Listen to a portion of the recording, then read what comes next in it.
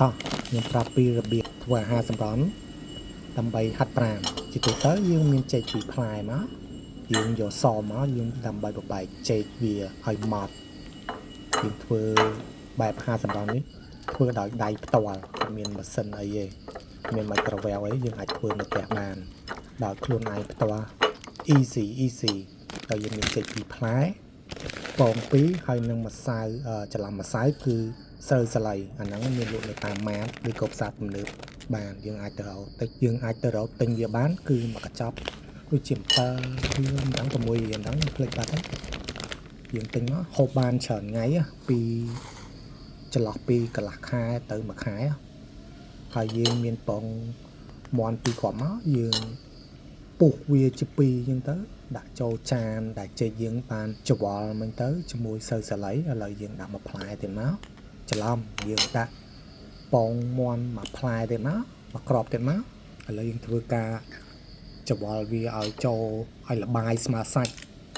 ហើយយើងធ្វើឲ្យវាលបាយវាចូលសព្វជាមួយចេកជាមួយនឹងស្រូវសាលីជាមួយនឹងពងមាន់ហើយយើងអាចលួចដាក់អំបិលបន្តិចដើម្បីឲ្យវាមានរសជាតិប្រៃលើមយើងអាចដាក់អំបិលតិចមកបាន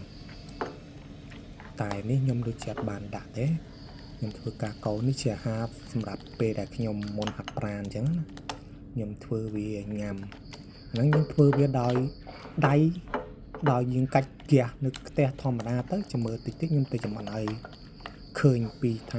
ពីរបៀបធ្វើអាហារនេះយើងមកដល់ហើយយើងដាក់ខ្លាញ់ហើយយើងចាក់